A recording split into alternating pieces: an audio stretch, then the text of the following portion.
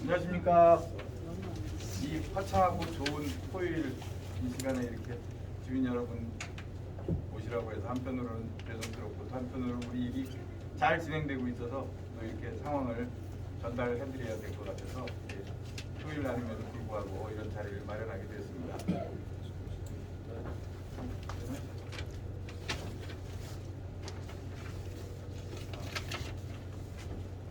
살짝 대고 싶네요. 오늘은 이제 우리가 여태까지 우리 단독으로 추진하는 거를 이제는 우리의 사업 파트너인 히라 에셋과 함께 더 구체적인 그런 내용들을 오늘 들으시게 될 겁니다. 그럼 오늘은 굉장히 도움이 많이 되실 거고 이해가 많이 가실 거예요. 자, 그럼 오늘 시작하기 전에 우선 항상 우리를 우리 시민위원회를 이용해 주시고 우리 주민들 어떤 도움이 뭐가 있을까 항상 연구를 하시고 도와주고 계시는 우리 서울시 전 서울시 의원 황인구 의원님을 모시고 먼저 우리가 인사 말씀을 먼저 듣겠습니다. 모든 무아주택이나 이런 것들은 서울시에서 다 승인이 나고 거기서 그림을 그리기 때문에 우리 황 의원님 같은 분들이 옆에 도와주시는 건 저희에게 큰 힘이 됩니다. 자, 우리 황 의원님을 박수로 맞아주시고 인사 말씀 부탁드립니다. 네, 안녕하세요. 방금 소개받은 저는 성내동 둔촌동 지역구였습니다. 그게 전 서울시의원이고요. 지금은 이제 지역에서 강동안전도시연구소라는 단체를 갖고 우리 강동구 안전에 관련된 일들을 조금씩 해가고 있는데요. 사실은 이제 우리 가로주택 정비사업 특히 천호 12사구역에 촉진지구 지정에 관련돼서 우리 이유봉 회장님이 여기 오시기 전부터 저하고 좀 인연이 있어서 이제 이런 일을 우리 강동에서 하신다고 해서 이런저런 얘기를 나누는 과정에 서로 자문을 구하고 서로 또 얘기를 나누는 그런 게 있었습니다. 그래서 잘 알다시피 모아주택이나 모아탄 이런 것들 가로주택 정비사업은 규모가 있기 때문에 모든 인허가 절차가 사실 서울시를 통해야만 합니다. 서울시를. 그래서 서울시에 물론 제가 또 도시계획 분야도 구에 8년 할 때도 거의 도시계획 분야에 있었기 때문에 이 흐름은 좀 잘 알고 있습니다. 그래서 특히 우리 천호 지역 같은 경우는 정말로 구도심이다 보니까 우리 주거 환경 또 도시계획 시설들이 상당히 낙후되어 있는 게 사실입니다. 그리고 제가 이제 가끔 이렇게 국회의원 선거 때 이 지역 다녀보면 어떨 때는 가다가 도로가 막히는 데도 있고 또 차가 진입도 안 돼서 이만저만 불편한 게 아니었던 게 사실입니다. 그래서 대부분의 이제 이런 어떤 우리 주거 환경을 좀 개선하기 위해서 좀 서울시에서도 이렇게 모아주택을 통해 가지고 소규모 건축이라 하더라도 재개발 재건축도 좋지만 좀 그런 부분들을 적극적으로 추진하고는 방향으로 그렇게 정책을 지금 추진하고 있는 걸로 알고 있습니다. 그래서 특히 우리 12사구역에 대해서도 지금 옆에 중흥건설이 또 이렇게 재건축을 하고 있고 그러는데요. 이 구역도 마찬가지로 언젠간 좀 돼야 되지 않겠습니까? 그러면 가급적이면 좀 빠른 시간 안에 될 수 있는 게 좋겠다 이런 생각을 좀 갖고 있습니다. 그래서 앞으로도 우리 주민 여러분들이 되게 궁금하실 거예요. 이게 자기의 어떤 사유재산에 문제가 있기 때문에 이런 처분 과정이라든지 여러 가지 어떤 가치평가에 대해서도 많이 궁금해하시고 그러시는데 어쨌든 이 추진하는 분들과 잘 협의해서 우리 12사구역이 올바른 방향으로 주거 환경 정비가 됐으면 좋겠다 이 말씀드리면서 저도 비록 현재 현역은 아니지만 그래도 기존에 우리 서울시와의 네트워크를 갖고 있기 때문에 또 이 사업이 잘 될 수 있도록 같이 협력을 해 나가겠습니다. 어떻게 보면 의원을 했던 사람이기 때문에 다르게 생각할 수도 있습니다. 이런 정비구역 지정하는데 추진하는 데 있어서 의원이 나서는 게 바람직하느냐. 근데 나선다는 취지보다는 이 사업들이 원만하고 잘 갈 수 있도록 서포트 해주고 또 조언해주고 같이 마음을 보태주는 그런 역할이기 때문에요.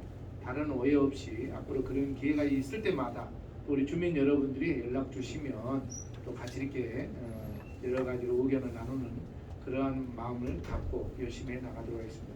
제가 이제 잘 알다시피 지난 지방선거에서 나가지 못했지만 앞으로도 계속 지역에서 강동에서 지역 정치를 해야 되기 때문에 또 우리 강동 주민들이 올바른 방향으로 자기의 재산권을 지키면서 주거환경 개선해 나가는데 당연히 제가 그런 역할을 해야 된다고 봅니다. 그래서 오늘 이 자리에 참석하게 됐습니다. 아무쪼록 오늘 날씨도 좋지는 않습니다만 또 바쁜 시간에 이렇게 주민 여러분과 또 우리 추진협의회 쪽에서 열심히 해주신 것에 감사의 말씀드리고 저도 적극적으로 앞으로 같이 마음을 보태겠다는 말씀을 드리겠습니다. 고맙습니다.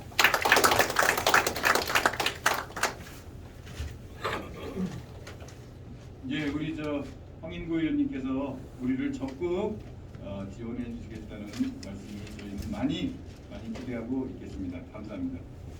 그리고 이번에는 우리 지주 협의회 회장을 맡고 계신 안중기 회장을 모셔서 우리 지주 협의회에 대한 앞으로의 미래상이랄까 말씀을 듣도록 하겠습니다. 자, 안 회장님.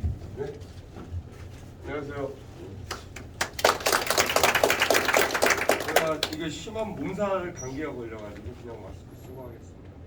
근데 다른 얘기인데 건강 조심하셔야 됩니다. 어저께 내가 밤 12시에 사무실에 있는데 후배가 갑자기 죽었어요. 그래서 폐암 걸렸는데 다 치료하다가 갑자기 그러니까 좀 쓸데없는 얘기인데 건강이 제일 중요합니다. 이거보다도 건강 조심하시고요. 오늘 제가 제안을 갑자기 드렸어요. 오늘 우리가 지금 이번이 4번째 이런 모임인데 그동안 이제 동의하셨던 분들은 이미 이제 오늘 많이 안 나오신 것 같아요. 이거 다 알고 계시고 동의를 하셨기 때문에. 그래서 오늘 제목이 정비계획 개발 이번 제안총회인데 이미 우리가 제안을 할 수 있는 그런 숫자는 이미 넘어섰습니다. 그래서 오늘 제가 회장님이나 제안을 드린 게 좀 더 우리 관계자들도 많고 하니까 앞으로 좀 오셔서 자세히 좀 보시고 키라이셋 회장님이 어떤 분이시냐면 우리나라에서 금융권 빼고 약 300개 되는 정비업체 중에서 가장 큰 1위 업체입니다. 알고 보니까. 그래서 우리 지역의 대단한 행운이죠. 사실은 좀 의도적으로 우리 지역을 알게 되셨고 또 우리 키라의 전원재 회장님이 요 바로 옆에 지역에 또 정비 사업 하고 계세요. 그래서 이제 우리 전원재 회장님이 곧 자세하게 안내를 해주실 텐데 우리가 추진하는 이런 일들 뭐 가로주택 정비 사업이다, 그다음에 뭐 모아주택이다, 뭐 촉진지구다 이런 것들이 굉장히 복잡하게 얽혀 있는 법률 문제더라고요. 그러니까 우리나라 건축법이라는 게 너무나 복잡하고 그래서 일반인들을 잘 알지를 못하고 해결 방안을 찾지 못해요. 그래서 오늘 우리 키라이셋 전원재 회장님의 설명을 들으면서 제가 제안한 게 앞쪽으로 나오셔서 세미나 형식으로 정말 궁금하신 거를 물어보시면 증문 즉답이 정말 가능하신 분입니다. 그러니까 전문성이 너무 많으시고 30년 넘게 일을 해오시고 또 한국 외대에서 정교수로 30년 이상 활동하신 아주 훌륭하신 분이니까요. 한번 들어보시고 우리가 앞으로 이제 첫 번째 관문을 돌파를 해야 되잖아요. 이 지역은 우리가 있는 지역은 이게 이제 개발이 안 되는 지역이라고 누차 말씀드렸지 않습니까? 이 1차 관문을 돌파해야만 옆에 지금 눈으로 다 보이는 중흥이라든가 그다음에 대림이라든가 힐데스하임이라든가 이런 식으로 우리가 발전할 수 있다. 그 방안을 우리가 구체적으로 모색하는 계기가 됐으면 좋겠습니다. 제가 길게 여러 가지 준비는 했는데 건너뛰고 바로 키라이셋의 전원재 회장님을 모시겠습니다. 박수로 좀 환영해 주시고 앞으로 좀 오세요. 머리 안 보여. 앞으로 좀 오세요. 앞으로 나오십시오. 앞으로 오세요. 앞에 자리 많습니다. 앞으로 와서 네. 자세히 들으셔야 알아요. 앞으로 좀 오십시오. 앞으로 나오십시오.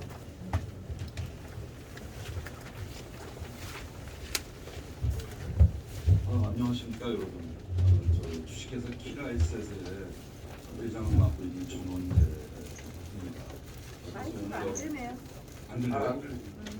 마이크가 안 돼요. 마이크가 이게 오늘 제가 말씀드릴 것은 첫 번째는 이제 저희 회사가 어떤 회사인지는 간략히 말씀드리고 두 번째 이제 여러분들의 이 사실이고요. 이 정비 사업을 앞으로 어떻게 추진해야 나가는 것인지 법에 따라서 해야 되는데 사실 좀 얽혀진 법이 좀 복잡합니다. 몇 개 법이 겹쳐 있어갖고요. 그래서 그 법의 내용을 좀 말씀드리고 법뿐만 아니라 실제로 여러분 소유주의 입장에서 내 재산이 어떻게 이걸 정리를 해야 재산 가치가 극대화되겠느냐, 최대화되겠느냐 그런 방법까지도 간략히 말씀드리겠습니다. 그 짧은 시간에 들리세요? 네, 들리세요? 예, 들리긴 들려요. 마이크 좀 이상하긴 합니다. 그래서 좀 크게 말씀드릴게요. 그래서 사실 여러분들께서 그 궁금하신 것은 내가 지금 그 조그만 건물을 갖고 있든 빌라를 한 채 갖고 있든 하여튼 내 재산이 지금 어느 정도인데 앞으로 이 재개발을 어떻게 해서 내 재산이 얼마나 오는 것이냐. 혹시 줄을 리는 없지만요. 하여튼 부를 텐데 근데 부르려면 또 돈이 들어가고 시공사를 모집을 해서 이제 이걸 부시고 이제 뚝딱 그리고 짓고 이래야 되는데 그럼 시공비도 들어가고 요새 시공비도 만만치 않고요. 그리고 각종 경비도 들어가는데 과연 그런 경비를 다 충당하고도 내 재산이 더 증가하는 것이냐 아니면 조금 증가한다면 그런 시공비나 이런 거를 다 제외하면은 오히려 주는 거 아니냐 이런 이제 걱정이 있으실 테고요. 그게 사실 여러분들의 제일 관심사라고 생각이 듭니다.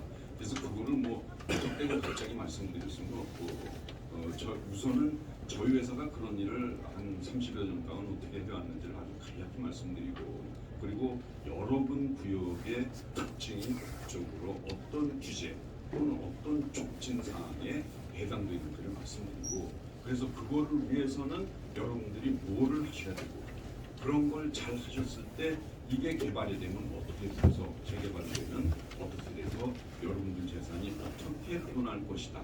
이거는 지금 아주 자세하게 말씀드릴 수는 없지만 대략적이가 단시간에나마 좀 분석한 것을 말씀드리겠습니다. 그래서 우선 저희 회사 소개부터 간략히 하겠습니다.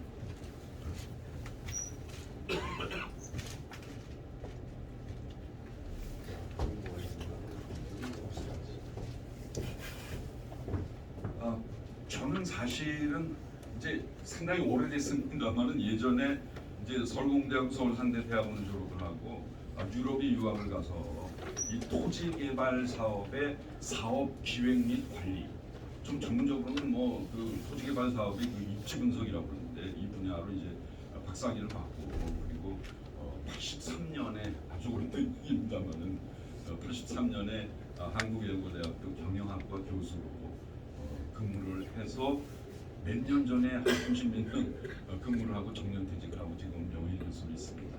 그리고 이 회사는 저희 그 킬라이센 실험회사는 84년에 거의 40년 전인데요. 제가 제 밑에서 박사학위를 받은 제자들하고 2명하고 같이 회사를 만들었고요. 그래서 저희 회사 킬라라는 이름 자체가 한국토지개발연구소입니다. 그래서 한 10년 동안은 연구만 하다가요. 직원들 먹고 살아야 되니까 일반인도 해야 되고 그래서 LH공사로부터 땅을 사서 시책 개발도 해보고 그러다가 홈도 나보고 IMF를 겪어보기도 하고 그러면서 제가 주로 일을 했던 것은 이 토지개발 사업의 사업 관리입니다. 그러니까 처음부터 기획을 하고 설계하는 분들하고 같이 설계를 제가 설계를 하는 건 아니지만 돈이 되는 저는 전공이 경영학에서 이 분야를 전공한 겁니다. 그러니까 아시다시피 이 토지개발 사업 분야는 재개발, 신축 사업이든 하여튼 도시계획을 한 분, 그리고 건축 설계를 한 분들이 주도를 하는 게 사실입니다. 근데 사실은 저는 경영학적에서 이쪽을 공부하다 보니까 제가 아는 것은 자 여기 땅이 있는데 이거를 어떻게 개발해야 도대체 어떤 기능의 건물을 어떤 규모로 어떻게 개발해야 소유주 입장에서 돈이 제일 될 것인가 이게 제 전공 분야입니다. 그렇기 때문에 이제 제가 옛날부터 도시계획하는 분들 그리고 설계하시는 분들하고 같이 일을 하게 되고요. 저희가 한 일이 많습니다. 예를 들어서 분당 신도시 그리고 일산 신도시 이 도시계획도 전체적으로는 국토연구원이나 LH공사 이런 데서 했습니다만은 저는 어떻게 신도시 개발을 해야 돈 경제적으로 가장 이득이 되는가 이런 측면에서 저도 일부 일을 하고 국토연구원 이런 데 하고 그렇게 해서 일을 했습니다. 그리고 제가 한 일 중에 예를 들어서 몇 가지 말씀드리면 무역협회 삼성동의 그 코엑스몰이요. 지하 한 층만 37,000평입니다. 롯데백화점 명동점 지하에서 위층까지 다 합치면 13,600평입니다. 근데 거기는 지하 한 층이 37,500평입니다. 그래서 코엑스몰도 제가 다 기획을 하고 대한민국에 그 당시에는 없었던 멀티시네마라는 거를 처음 들여와서 그걸 성공시킨 그런 경험이 있습니다. 그리고 예를 들어서 제가 그 90년대 초에 그 일본의 게이오 대학에 1년 동안 교환교수가 있었는데요. 그때 이제 일본 사람들하고 같이 롯데월드도 제가 참여를 했고요. 뭐 여러 가지 일을 했고 그때 일본의 노무라 연구소하고 같이 평택 신도시 특화 개발 계획을 이제 같이 하기도 했습니다. 그래서 주로 저는 그런 일을 주로 하다가 20년 동안 주로 그런 일을 하다가 우리나라의 IMF 이후에 이 도정법이라는 게 생겼죠.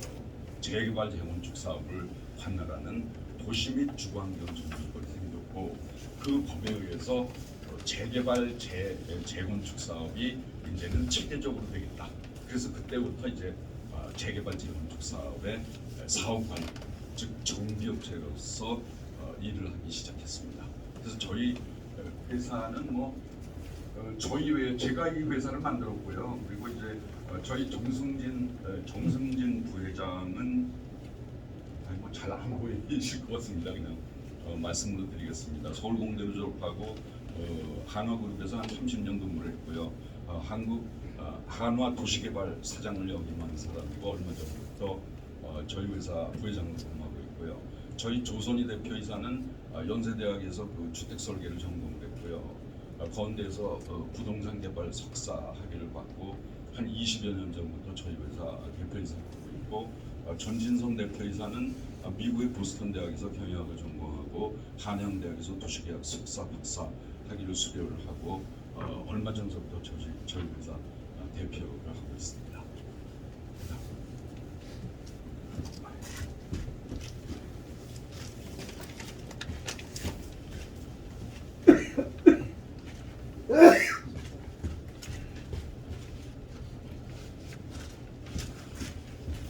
그리고 요거는 제가 쓴 책입니다. 그래서 이 책인데요. 요 책이 너무 두껍기 때문에 요거를 한 20페이지로 간략히 요약한 것이 있어서 여러분들께 그걸 나누겠습니다. 그래서 이 책의 제목은 여기 보시다시피 그 사업이익 극대화를 위한 재개발 재건축 이론 및 실무입니다. 그래서 저는 전공이 경영학이기 때문에 제 책도 소유주 입장에서의 사업이익을 극대화할 수 있는 측면의 재개발 재건축 책입니다. 그래서 국내에서는 이런 책은 제 책이 유일하다고 저는 감히 말씀드릴 수 있습니다.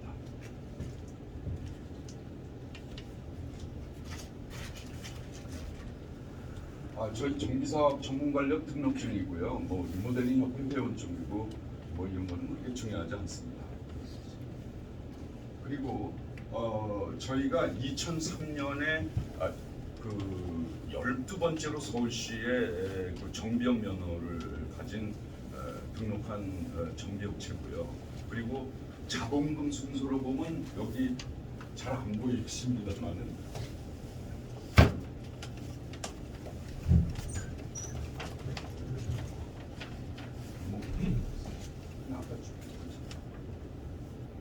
여기 저희 피자에셋 저희 회사인데요.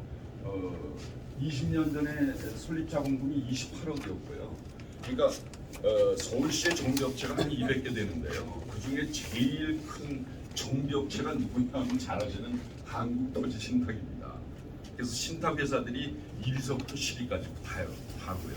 그건 왜 그러냐면은 신탁회사는 정비업체 일을 안 하지만 자동적으로 정부에서 정비업체 면허를 주기 때문에 리스트를 보면 그 회사부터 나옵니다. 규모별로 따지면. 그래서 그런 회사를 다 빼면 한 200개 업체 중에서 저희가 사실은 1위 업체라고 감히 그렇게 말씀드립니다.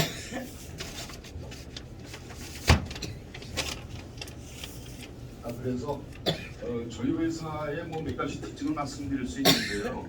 좀 규모별로 그렇게 조금 큰 업체고요. 그리고 한국의 정비업체로서는 유일하게 금융기관이 주주로 들어와 있는 회사입니다.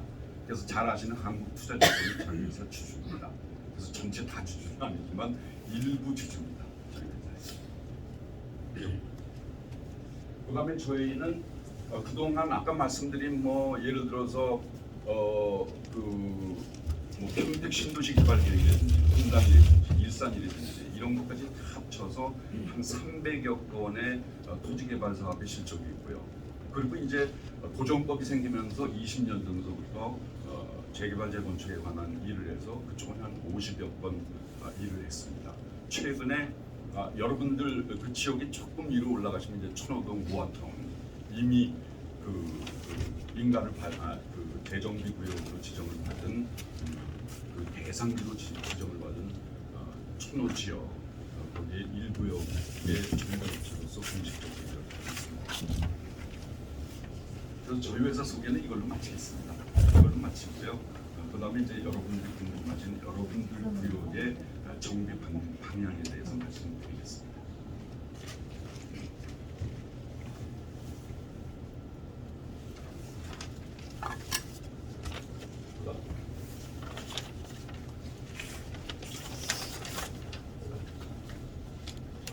자, 이게 잘 아시다시피 여러분들의 구역입니다. 그래서 여기 이제 12구역. 원래는 이게 아시다시피 뉴타운으로 정체가 돼 있었고요.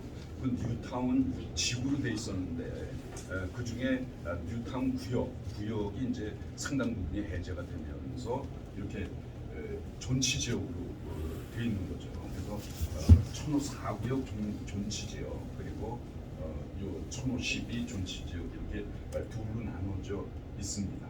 그래서 사실 이걸 어떻게 뭐 할 것이냐 뭐 여러 가지 생각할 수 있겠습니다만 저희는 지금 4구역의 일부 서쪽 부분 그리고 10구역, 12구역을 합쳐서 이렇게 일단 처음 착수하는 게 바람직하지 않을까 이런 생각을 하고 있습니다. 그리고 그 연역을 말씀드리면 금방 말씀드린 것처럼 이 일대 전체가 뉴타운으로 돼 있었고요.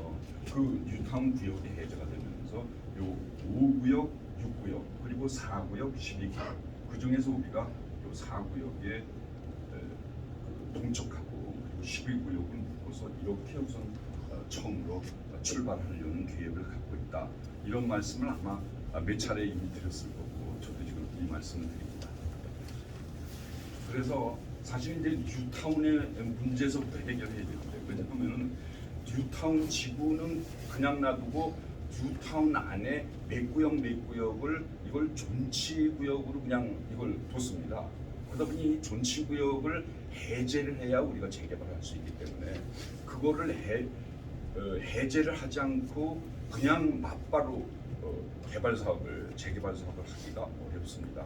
그래서 사실은 그걸 얼마나 빨리 하느냐가 문제겠습니다만 일단 그 존치구역을 해제를 하고 그리고 그 다음에 뭐 결합주택 정비 사업을 하든 노화주택 사업을 하든 무슨 뭐 재개발 재건축 사업을 재개발 사업을 하든 이렇게 해야 됩니다. 그래서 그 사실을 말씀드리고 원래 이제 여러분들이 잘 아시는 재개발 재건축 이거는 도시 및 주거환경 정비법이라는 법에 의해서 우리가 보통 말하는 이제 재개발 재건축을 합니다. 그런데 이명박 정부가 들어서면서 이거 재개발 재건축을 하나하나 하려니까 이게 상당히 그 아주 신도시 같은 그런 맛이 안 나고 그냥 난개발이 되고 그래서 이거를 좀 신도시처럼 커다랗게 이걸 개발해야 되지 않겠느냐. 그래서 그 당시에 만든 법이 도시 재정비 촉진을 위한 특별법 이런 걸 만들어서 이제 별명으로는 뉴타운법이라고 합니다. 그래서 소위 뉴타운이라는 거를 만들어서 재개발 재건축의 규모가 한 10개 정도 모인 그냥 엄청난 규모의 뉴타운을 지정해서 이렇게 한꺼번에 아주 쾌적하게 뭐 도로도 뻥뻥 뚫고 이렇게 쾌적한 시가지를 만들어라. 이게 뉴타운의 개념입니다. 그리고 그 뉴타운 안에는 아시다시피 재개발을 뭐 한 10개 무슨 뭐 다른 어떤 사업도 한 2개 이렇게 해서 그 안에서 뉴타운이 있고요. 뉴타운은 별명이고요. 실제 법적 이름은 뉴타운이 아니라 재정비 촉진 지구입니다. 그래서 천호 뉴타운은 우리가 그냥 별명으로 부르는 말이고요. 천호 재정비 촉진 지구입니다. 정식 법적 명칭은요. 그리고 그 큰 지구 안에 다시 재정비 촉진 구역이 몇 개씩이 있는 겁니다. 5구역, 뭐 4구역, 6구역 이렇게요. 그런 구조로 되어 있는 겁니다. 그런데 문제는 우리 그 뉴타운이라는 게 사실 대부분 실패를 했습니다. 우리 천원 뉴타운도 뭐 성공했다고 볼 수가 없는 거죠. 그래서 이게 너무 크다 보니까 주민들이 소유주들이 이거 뭐 10,000명, 15,000명, 20,000명 막 이렇게 엄청난 규모다 보니까 그걸 동의서 받기도 어렵고 구역별로 또 뜻도 안 맞고 이러면서 대부분의 뉴타운이 실패를 했고 우리 천원 뉴타운도 사실 뿔뿔이 흩어지게 됐고 그래서 정부에서 그 뉴타운 지구 안에 있는 뉴타운 구역의 여러 가지를 지구 전체를 해제를 하지 않고 그 구역을 해제를 하면서 존치집으로 만들어버립니다. 그래서 이 존치집으로 만들어버렸는데 존치구역. 이 존치구역이 또 두 가지가 있습니다. 존치 정비구역이 있고요. 존치 관리지역이 있습니다. 근데 존치 정비구역은 그래도 재개발이나 뭐 이런 거를 주민들이 뜻을 모아서 할 수가 있는데 요 존치 관리구역으로 되면은 할 수가 없습니다. 재개발. 그런데 불행히도 우리 5구역, 6구역 그리고 우리가 지금 말하는 4구역, 12구역은 이 존치 관리구역으로 되어버려서 지금 상태에서는 재개발을 할 수가 없습니다. 그래서 우선 뭐 모아타운으로 간다, 그 가로주택 정비 사업으로 간다 이런 말을 이제 여러 군데서 하지만 그거 하기 전에 우선 해야 될 일이 이 재개발이 불가한 존치 관리구역부터 해제를 하고 그 다음에 우리가 원하는 어떤 재개발 작업을 할 수가 있는 겁니다. 물론 우리가 잘하면은 이 해제하는 작업하고 뭐 가로정비 사업이나 이거를 거의 맞물려서 이렇게 미리미리 준비하면서 병행적으로 할 수는 있겠습니다. 우리가 빨리 서두르면. 그러나 이론적으로만 보면 이걸 한 다음에 이걸 해야 된다. 이렇게 된 거고 이걸 하는 김에 미리미리 준비를 하면서 이렇게 좀 빨리 하기 위해서 같이 병행해서 준비를 하고 진행을 한다. 뭐 이럴 수는 있겠습니다. 어떻게 될 것이냐면 여러분들에 달려 있습니다. 여러분들이 정말 합심해서 소유주분들이 합심을 해서 빨리 동의서를 서로 받고 구청에 제시를 하고 이러면 빨리 가는 거고 그렇지 않은 게 또 시간이 걸리고 그건 뭐 당연한 얘기가 되겠습니다. 그래서 우선은 존치관리구역으로 되어 있는 거를 이걸 해제를 해야 되는데 이 해제를 하기 위해서는 여러 가지 또 절차가 필요합니다. 그래서 여기 뭐 구체적인 말씀을 뭐 하나하나 이렇게 남겼습니다. 우선 1단계 사전 검토를 해서 우리 주민이 정비구역의 그 검토 우리 42구역 또는 5구역, 6구역 이걸 풀어주시오. 이러한 지금 주전도 다 개발되고 그러는데 우리는 낙후돼서 정말 살기 어렵고 그런데 이걸 풀어주셔야 우리가 재개발할 거 아닙니까? 이런 거를 참 그 안을 만들어서 이제 자치구한테 이제 제출을 하는 거죠. 그러면서 주민들 30% 이상의 동의가 필요합니다. 그래야 뭐 주민들의 상당수가 그걸 원한다 해야 해주는 겁니다. 그래서 주민의 30% 이상 동의를 받고 구청에다가 이거를 제출을 하면 구청에서 이제 사전 검토를 하게 됩니다. 그래서 그 다음 단계는 정비계획 안을 수립하게 되고 서울시하고 우리 구청이 모여서 이러이러한 뭐 여러 가지 안을 수립하게 되고 그러면 이제 소유자 60% 그리고 면적의 50% 이상이 또 동의를 하면은 더 구체적으로 안이 진행돼서 그 다음에 정비구역을 지정받는 절차로 넘어가게 됩니다. 그래서 주민설명회를 구청에서 어떤 안을 만들어서 하고 그리고 구청에서 다시 주민공람을 하고 주민들의 어떤 의견을 들어서 그걸 수렴을 시키고 이런 절차를 거쳐서 그게 다 됐을 때는 서울시 도시계획위원회 심의를 거쳐서 결정무시를 하게 됩니다. 그래서 이런 절차를 거쳐서 우리 구역이 존치관리구역으로부터 해제가 됐다. 그럼 이제 우리가 원하는 방법, 그 재개발 방식을 찾아서 그 재개발 방식대로 우리가 쌍으로 질문을 했습니다. 그래서 일단 그러한 그 구역에서 존치관리구역에서 해제가 됐다. 그러면 법적으로 그 안에서 할 수 있는 법적 방식이 여러 가지가 있습니다. 우선 우리가 일반적으로 알 수 있는 재개발적인 일반적인 그리고 요즘 이제 많이 오세훈 시장이 많이 그렇게 이제 구축이고 있는 그 모아타운 사업, 그리고 그 구성 요소인 가로주택 정비 사업 이런 것들 할 수 있고요. 그리고 도시개발 사업, 도시개발법에 따른 도시개발 사업도 할 수 있습니다. 근데 이거는 이렇게 권한한 지역 이런 데서는 뭐 잘 안 합니다만 어쨌든 가능합니다. 그리고 그 안에 전통시장이 있을 때는 전통시장의 재건축은 재개발은 요거는 전통시장 및 상정과 육성을 위한 특별법에 따라서 또 해야 됩니다. 이게 뭐 상당히 복잡합니다. 그리고 도시군 계획시설 사업에 따라서 할 수도 있고 근데 이거는 뭐 우리 저기 그렇게 큰 적은 아니고 그래서 결국은 가능한 것은 일반적인 재개발 또는 재건축 뭐 재건축은 우리가 아니다 아파트가 아니니까 그래서 일반적인 재개발 사업을 할 것이냐 아니면 요새 뜨는 모아타운 사업 그 전 단계인 가로주택 정비 사업 쪽으로 갈 것이냐 이런 것들을 여러분이 정리합니다. 그래서 그 조금 아까 말씀드린 그 존치관리구역을 해제를 하고 뭐 가로주택 정비 사업을 가든 재개발 정비 사업을 가든 이런 사례가 있느냐 국내에 여러 가지 사례가 있습니다. 뭐 구체적으로 그 내용을 말씀드리는 것보다도 대전의 서구 동합변동 존치구역이라는 게 있었는데 그걸 주민들이 뜻을 모아서 해제를 하고 그 자기들이 원하는 재개발 사업이나 이런 쪽으로 갔고요. 마찬가지 군포시에 또 그런 사례가 있습니다. 그래서 그게 실제 사례도 있고 가능한 일이고요. 그래서 여러분들이 힘을 모아서 동의서를 맞춰주시면 그거에 따라서 절차가 진행이 돼서 존치관리 구역을 해제를 하고 우리가 원하는 사업을 할 수 있게 되는 겁니다. 그래서 그러려면 뭐 이거야 뭐 구체적인 거는 나중에 서식을 보면 아시겠습니다만 이런 서식에 여러분들이 이제 사인을 해주시면 그 동의서를 구청에 제출해서 이제 일이 시작이 되는데요. 여기에 뭐 사인을 했다고 해서 무슨 여러분들께 불이익이 돌아가는 것은 아닙니다. 그리고 뭐를 하든 여러분들이 언젠가는 이걸 동의를 해서 이 골치 아픈 존치 관리 구역을 해제를 해야 뭘 할 수 있는 것이지 지금 상태로는 아무것도 못하는 겁니다.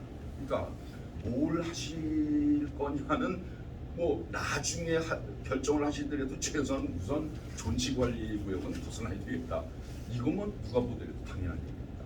그리고 가능하다면 빨리 이거를 진행하기 위해서 존치관리구역 해제될 때까지 그냥 손 놓고 기다리는 것보다는 존치관리구역 해제를 위한 그러한 그 절차를 진행을 하면서 동시에 그 다음에 우리가 해제가 되면 무슨 사업을 할 것인가를 빨리 여러분들이 의논하셔서 그 사업을 미리미리 병행해서 존치관리구역 해제 절차를 하면서 동시에 미리미리 하고 싶은 그 후에 하고 싶은 사업을 미리미리 준비한다.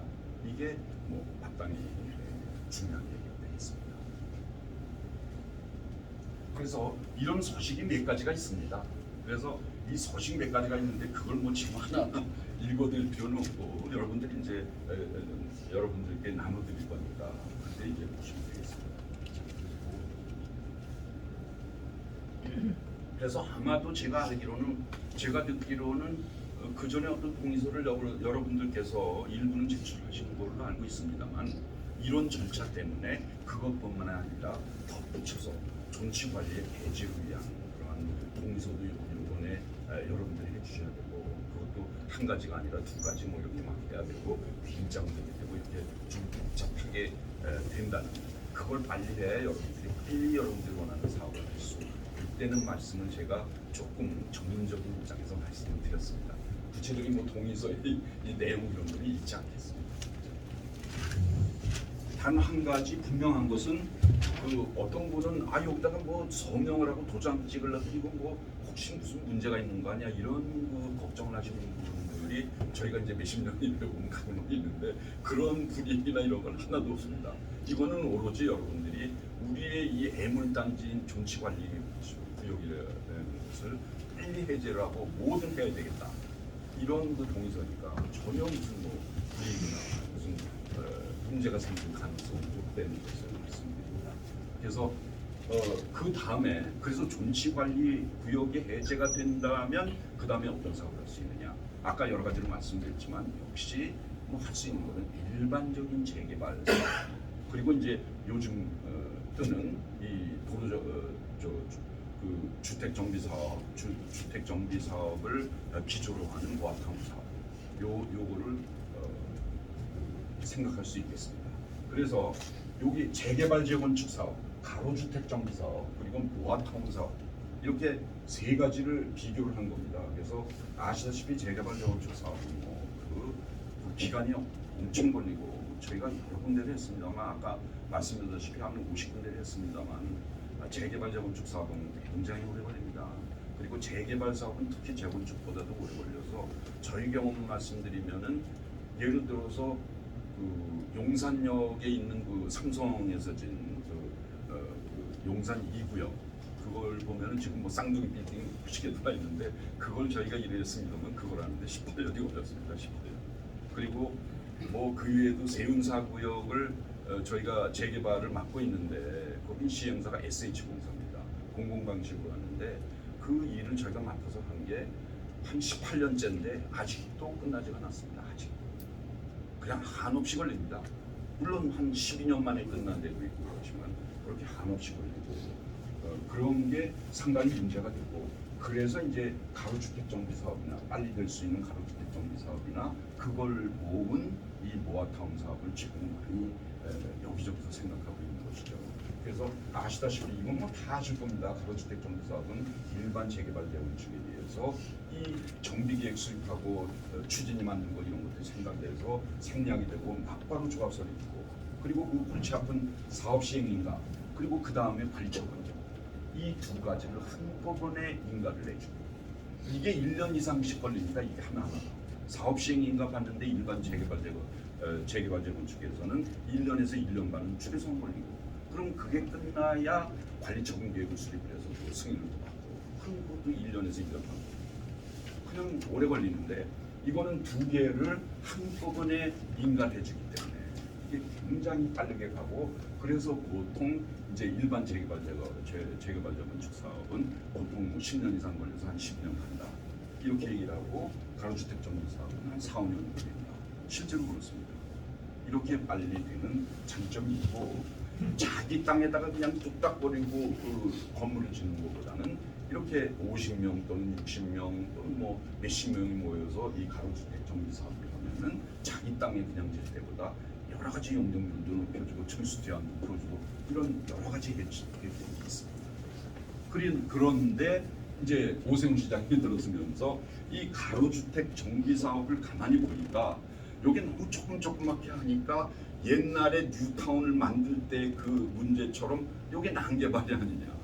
그러면 이것도 재개발 재건축을 7, 8개 묶어서 뉴타운을 했던 그러한 아이디어처럼 이런 가로주택 정비 사업 조그만 거를 7, 8개 묶어서 모아타운 사업을 하면은 그 장점이 있지 않느냐. 그래서 모아타운이라는 그 제도를 만들어서 이 법에 원래 있었던 겁니다만은 이거를 아주 활성화시켜서 이 가로주택 정비 사업이나 이런 거를 7, 8개, 대여섯 개, 서너 개 모아서 모아타운으로 하면은 그 모아타운으로서 이게 자격이 있다, 필요가 있겠다 이렇게 되면은 모아타운으로 지정을 해주고 그 대신 이 가로주택 정비 사업에 주었던 각종 혜택 이거 플러스 더 혜택을 주겠다.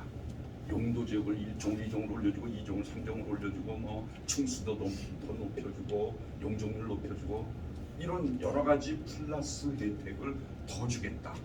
이렇게 해서 최근에 이 모아타운이 상당히 각광을 받고 있는 거고 뭐 1년에 한 20개 모아타운을 만들겠다 그러더니 올해 6월 달에 21개를 21개를 지정을 했고요.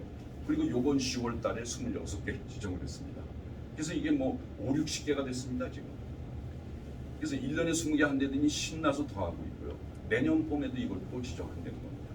그래서 재개발 사업이든 뭐든 하여튼 정부 정책의 이 파도를 타고 가는 게 돈 버는 길이지 정부 정책에 반해서 간다든지 그걸 무시한다든지 관심한다든지 이래서는 돈 벌 수가 없습니다. 그러니까 정부에서 지금 모아타운이니 뭐니 이쪽으로 그냥 막 그 인센티브를 주니까 그거를 놓치지 말고 빨리 해서 그 인센티브를 타먹고 뭐 모든 사업이 그렇지 않습니까? 그래야 수익이 극대화될 수 있다 이런 말씀을 좀 드립니다.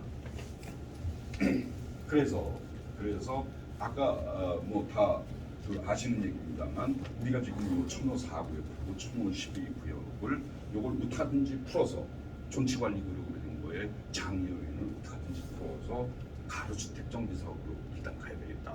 그래서 가로주택 정비 사업으로 간다는 것은 그걸로 끝나는 게 아니라 주변과 협조를 해서 궁극적으로는 모아타운으로 가겠다. 가로주택 정비 사업이 몇 개 모인 것이 모아타운인가요? 그런 그 어떤 장기적인 계획을 세우면서 단기적으로는 우선 이거부터 하자고. 이 전체 모아타운의 기폭제로서 이렇게 이제 우리가 생각을 하고 있는 겁니다. 그래서 그런데 요 구역이 지금 법적으로는 뉴타운적 시절에는 요게 4구역과 12구역으로 이렇게 분리가 돼 있는데 여러 가지 그 조건과 구조를 보니까 여기 도로도 잘나 있고 그래서 요쪽 반과 여기를 합해서 이렇게 가는 게 바람직하지 않겠느냐. 이게 이제 집행부의 생각이었고 저희도 와서 말씀을 드리니까 그런 거고 그래서 요걸 기점으로 해서 가로주택 정비 사업으로 가자.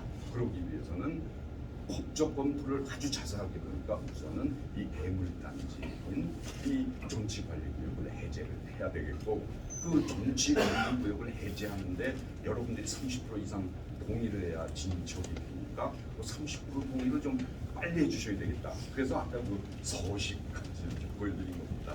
그래서 나중에 그 서식을 보시고 이건 뭐 이 여러분들을 위한 것이니까 빨리 그걸 해주시면 빨리 해제하고 그럼 해제할 때까지 기다리는 것이 아니라 그랬을 때 우리는 장기적으로는 모아타운, 단기적으로는 요 가로주택 정비 사업으로 갈 거니까 요 가로주택 정비를 위한 절차를 동시에 거치게 된다. 이렇게 하는 것이 집행부의 계획이고 저희도 한 30여 년 그 일한 업체로서 와서 준비를 해보니까 그게 참 좋은 것이다. 이런 느낌을 받았고 그래서 오늘 제가 이렇게 여러분들께 그런 말씀을 드립니다. 요건 그래서 가로주택 정비 사업의 또 서식이고요.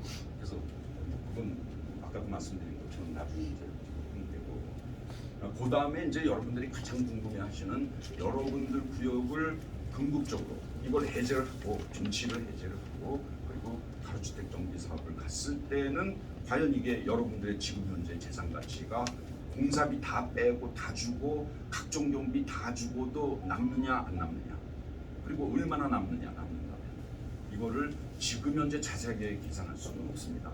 그러나 어쨌든 지금 설계도 자세히 나온 것이 아니고 그냥 가설계 상태지만 그 가설계 상태로만 일단 가정을 해서 간략히 그거를 사업성을 분석해 보는 결과를 말씀드리겠습니다. 그래서 여러분 지역입니다. 뭐 이거 저희보다 더 잘 아실 테고요. 이거 뭐 말씀드릴 필요는 없고 가설계 결과입니다. 이건 아마 집행부에서 여러분께 예전에도 말씀을 드렸다고 그러는데요. 그래서 이런 가설계 결과를 가정을 하고 그러나 제가 보기에는 모아타운으로 장기적으로 할 때는 옆에 구역하고 협력을 해서 모아타운으로 장기적으로 간 때를 상정을 하면은 지금의 요 기회가 훨씬 더 유리한 집을 더 질 수 있고 용적률도 높아지고 막 이런 것이 되는 것을 미리 말씀을 드리면서 그러나 첫 단계로 가로주택 정비 사업을 할 때 이렇게 계산이 되고 사업성이 있다. 그러나 물론 주변 구역하고 협력을 해서 모아타운 가면은 당연히 그보다 더 사업성이 높아진다. 이런 말씀을 드릴 수 있겠습니다.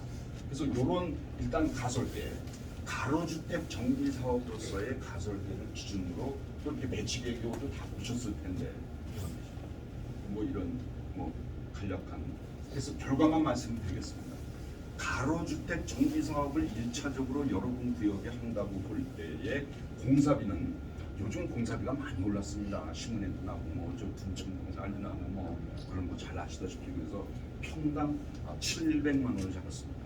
이게 작년만 해도 1년 전만 해도 이게 550만 원이다 뭐 이랬는데 이게 폭력시 올라갔고 물론 앞으로 물가가 내리면 조금 내릴지도 모릅니다만 공사비라는 것은 일단 오르면 잘 안 내립니다. 솔직히 말씀드려서. 그래서 일단 700만 원으로 충분히 잡았습니다. 그럴 때 여러분들의 그 구역을 재개발했을 때 가로주택 정비 사업을 했을 때 한 1조 3천억 정도가 공사비로 드는 것으로 죄송합니다.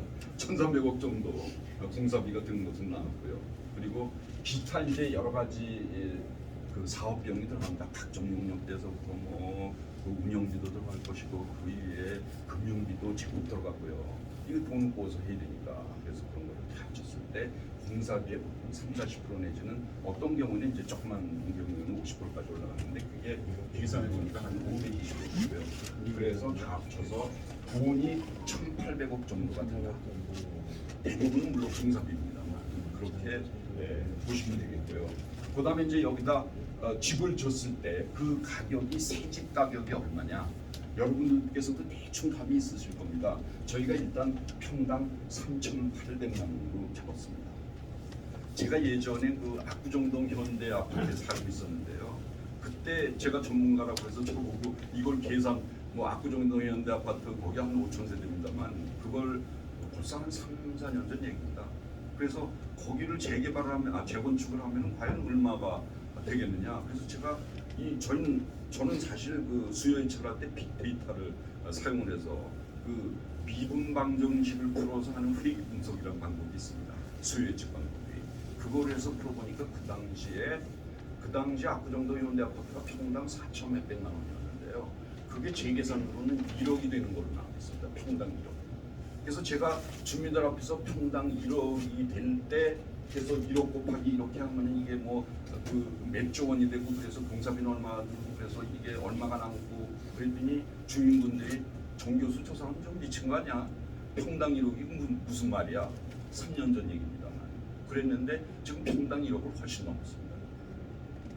여러분들께서 제가 지금 이 구역이 재개발을 하면은 지금 현재로 보면 이게 복잡하고 이래서 얼마 안 될 거 보이지만 과연 재개발해서 번듯하게 들었으면 얼마가 될까 평당 아파트가 그건 여러분들도 감이 있으시겠지만 저희는 좀 보수적으로 해서 3,800만 원 정도 한 3,850만 원 그 정도로 계산을 했습니다. 이게 더 될 수도 있습니다. 그래서 3,800만 원으로 분양을 할 때에 일반 분양 그 액수가 한 2,300억 정도 되고요. 그리고 조합원분은 그 일반 분양보다 한 80% 정도 이렇게 낮게 분양하는 걸로 계산했습니다. 일반 분양보다는 조합원분들한테 혜택을 줘야 되니까 보통 그렇게 합니다. 그걸 이제 일반 분양가의 90%를 할 거냐 80%를 할 거냐 이거는 이제 그 조합마다 다릅니다만 조합원분들은 더 내려라. 그러니까 일반 분양에 70%를 해달라 막 이런 데도 있습니다만 그거는 좀 무리한 거고요.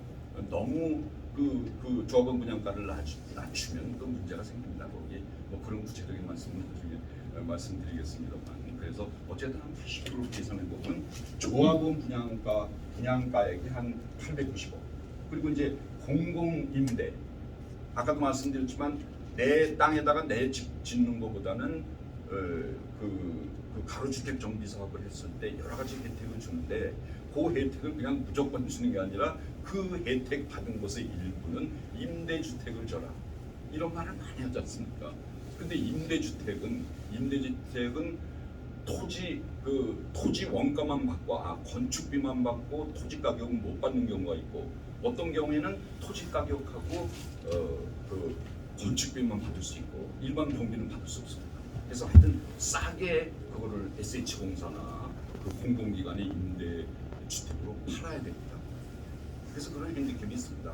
그리고 모아타운으로 될 때는 가로주택 정비 사업이 될 때의 혜택을 준 거 플러스 또 다른 혜택을 주는데 이 또 다른 혜택도 물론 무조건 그냥 주는 게 아니라 그 중에 일부는 또 임대주택을 짓든지 기획책이나 펴라 이렇게 이제 반대 극부가 있습니다. 그래서 그렇게 해도 이익입니다. 물론 그 일부는 그렇게 하고 많은 부분을 인센티브를 받으니까요. 그래서 그렇게 따라서 달라집니다만 그래서 요 원가만 받았을 때 공공 임대를 줘서 그 법에 따라서 계산을 해서 그걸 싸게 팔았을 때의 임대분의 공급 가격 요거 받을 수 있는 거는 얼마 안 됩니다. 한 48억밖에 안 됩니다. 그래서 이건 다 합치면 2,100억 정도 되고요. 그래서 여러분들이 이 개발 사업을 가로주택 정비 사업에 따라서 하면은 공사비 이렇게 해서 1,800억 돈을 써야 되고 그 대신 멋들어진 새 집이 상당히 세대수도 많아지면서 그거를 다 팔았을 때 그 가치가 요 뭐 상가도 물론 조금 있습니다만 3,450억 된다. 이렇게 말씀드릴 수 있겠습니다. 그래서 지금 현재 그렇다면 종전평가 금액이라는 것은 여기 종전평가라는 건 뭐냐면은 여러분들의 현재 재산의 가치입니다. 현재 가치. 그거를 이제 뭐 재건축용어로 종전가액이라고 합니다. 종전가치.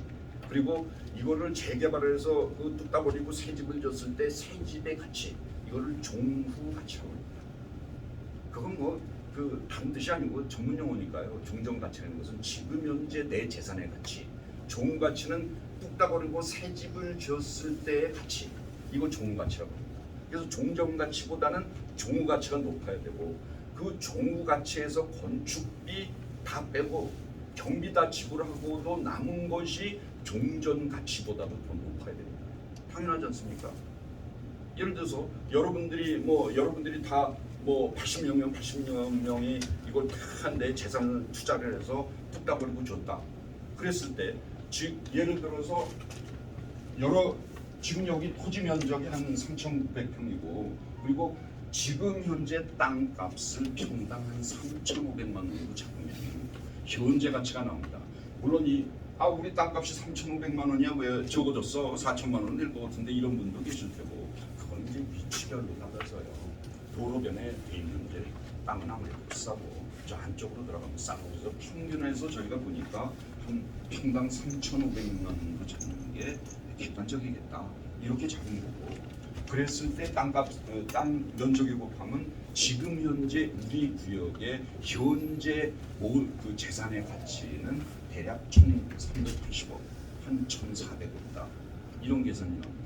그래서 아주 쉽게 말씀드리면 여러분들이 모여서 1,400억의 부동산을 투자를 해서 이거를 뚝딱거리고 지으면 새 집의 가치는 3,450억으로 높아진다.